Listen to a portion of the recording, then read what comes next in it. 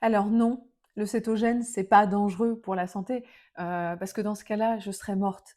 Sachez qu'il y a des gens qui sont en cétogène thérapeutique à vie, d'accord? C'est-à-dire que ce sont des gens qui ont certaines pathologies, comme notamment l'épilepsie ou post-AVC avec un terrain inflammatoire dangereux, tout simplement, ou vasculaires, qui font que, ben, on peut plus manger hyper inflammatoire, c'est plus possible. Donc on leur donne ce qu'on appelle le régime cétogène.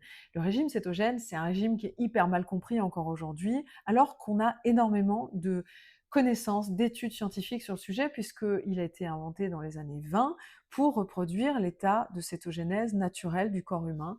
C'est-à-dire que quand vous arrêtez de manger, comment fonctionne votre corps? C'est qu'il va passer en cétogénèse, il va commencer à brûler vos graisses pour fonctionner. Donc c'est son fonctionnement naturel. Il n'y a pas de magie là-dedans, il n'y a pas de danger à apporter à ça.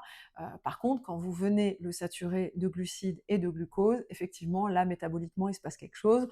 On a tendance à monter l'insuline et globalement, le corps, il aime pas trop ça. Voilà, avoir des surcharges d'insuline en permanence toute la journée, ce qu'on appelle une hyperinsulinémie, et qui amène directement à la résistance à cette hormone, qu'on appelle donc la résistance à l'insuline, et plus tard à un diabète de type 2, qu'on appelle aussi le diabète sucré.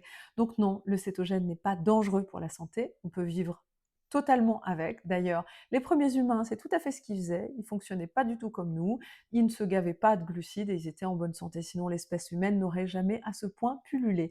Je m'appelle Ariel, je suis spécialiste en régime cétogène thérapeutique et métabolique et je vous invite à découvrir ce mode de vie. En tout cas, je fais tout pour le vulgariser et qu'on règle beaucoup de soucis de cette façon-là. Tout ce qui va être hyperphagie, résistance évidemment à l'insuline, toutes les maladies hormonales, le SOPK, j'ai eu aussi tout ça, des problématiques aussi intestinales, l'intestin irritable et pas mal de choses comme ça.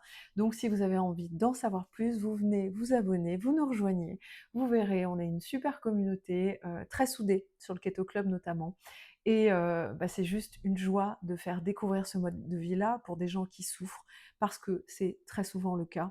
C'est d'avoir beaucoup souffert qu'on se dit: «Non mais là, il y a un problème, il va falloir l'identifier». Et en tout cas là, moi je suis là pour ça et je vous souhaite la bienvenue et j'espère vous revoir très bientôt. Prenez soin de vous.